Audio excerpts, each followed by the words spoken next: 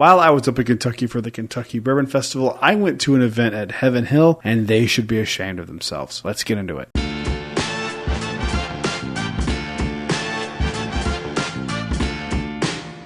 Hello everyone, welcome back to Brad's Bourbon Reviews. I'm Brad, and today let's talk about this Heaven Hill event. So I've been kind of teasing this around here and there. I am finally back from Kentucky. I got to go to the Kentucky Bourbon Festival. Thank you so much for having me out. It was a really good time. I met a lot of really cool people and got to go do a bunch of really cool things. And unfortunately, that's going to lead me to this video today. I was lucky enough, and I'll put lucky in quotes, to head to this event that Heaven Hill did. I want to lay this out before I even get into this. If anyone watching this knows who I was with, please keep that to yourself. I don't want this person getting hate. I don't want this person connections to be damaged because of this video, and I'm purposely not saying their name because I just don't want any of those things to happen to them. So I'm going to give you the rundown of the entire thing. I tried for weeks to get into this event. I was willing to pay, I think it was like $220 after tax for this event. This was an event at Heaven Hill that was called like Cuban Cigars something. I forget the actual name of it. But the idea was that you would spend X amount of dollars. You get to go to Heaven Hill, have a cigar, hang out, eat, drink,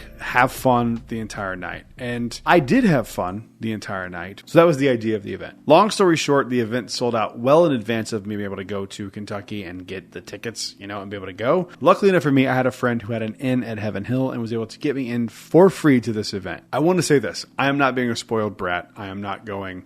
This free event that I went to was awful, and I think it should have been better. I'm looking at this from the perspective of somebody who tried to pay for this event and happened by complete happenstance to get to go to this thing for free. I'm not complaining that I went for free. I'm complaining that people paid to go to this event.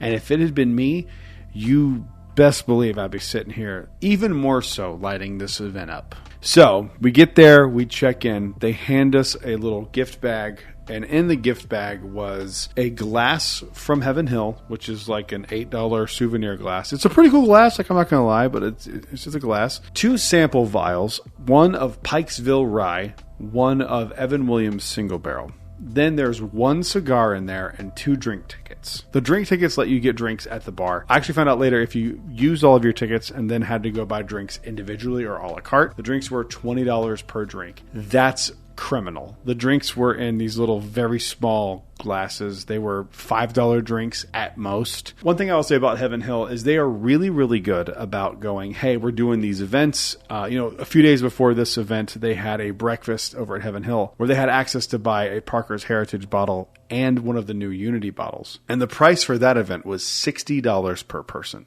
Plus, obviously, the cost of the bottles, but you were given access to those. This event was $200, and I think it was like $220. I don't remember the exact details. I'm going to try to put some screenshots up here. I hope I can find one. I don't know if I'll be able to. So you would think for $220, you would get like this extravagant event. Unfortunately, no, that was not the case. We got ushered through the gift shop when we first walked in, and I remember looking around the gift shop and going like, we're going to get a Unity bottle. We're going to get a VVS, and I can't wait. Kentucky Bourbon Festival has been a kind of a bust up to this point all week with all the exclusive bottles.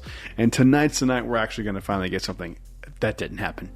Spoiler alert, there were 0 bottles available to purchase. I mean, unless you wanted, something that was readily available at the gift shop. I literally left with a J.W. Dant t-shirt. That's literally what I left the event with. My biggest frustration with this comes because Heaven Hill is usually so good at going like, there will be no exclusive bottle access for this event. And I've seen multiple events that I was like, in town for and chose not to do because of that. And they didn't include that on this. And it really bothers me. Again, yes, I got to go for free. But the flip side of that is I got to go for free, and I still think it was a gigantic waste of time. I could have gone to my friend's Airbnb. We could have sat there with cigars that he brought and had better bourbon and better drinks available at his Airbnb and not spent $220. I genuinely do not know where any of the money went for this event. This is a photo of what the actual event space looked like. Everything else was outside. So like literally walk outside, smoke a cigar, have a few drinks with your friends, and you could have done this event exactly 1-to-1 with what we got. I didn't try any of the food. I actually went in to try the food, and the food was gone. I didn't know there was food upstairs. No one communicated that to anyone in the line. I don't know if anyone in my group even know there was food upstairs. I left and literally went to McDonald's. This was a gigantic waste of time,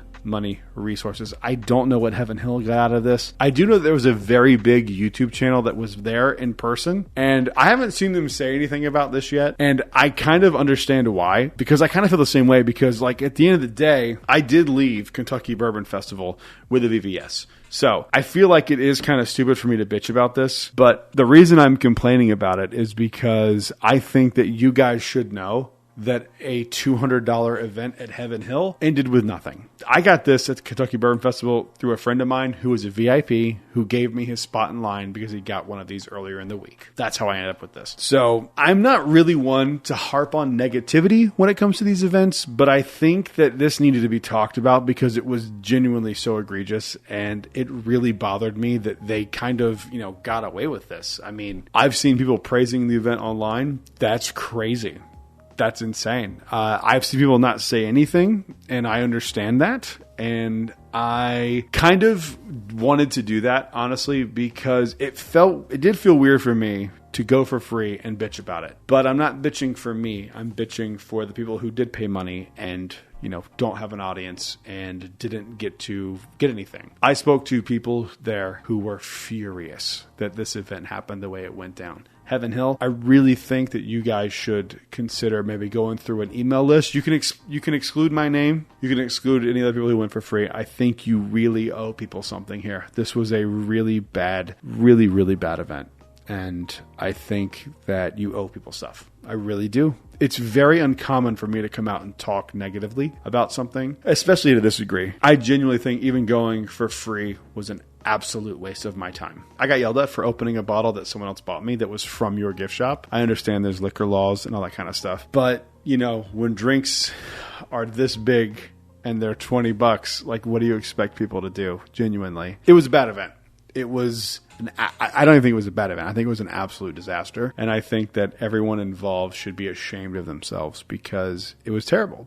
It was very, very bad. I really hope that you're better in the future about, showing what people will actually get at these events. I think that if you're charging $60 for a breakfast and they get access to 2 exclusive bottles, one being like your most sought after bourbon release maybe ever with the Unity because of the story behind it, and then Parker's Heritage, which is one of those most sought after bottles every single year. Maybe you kind of do a little bit better and are very transparent with what's going on. I would venture to bet money had you put that there was not going to be any exclusive bottle access, that this event wouldn't have sold out the week of the Kentucky Bourbon Festival. And I think that you knew that, and I think that you chose to just do it anyway because you knew you could get away with it and you could make a couple grand very quickly. And for that, you should be ashamed of yourselves. Comment down below. Let me know if you were at the event. I know some of you were because I've spoken to you.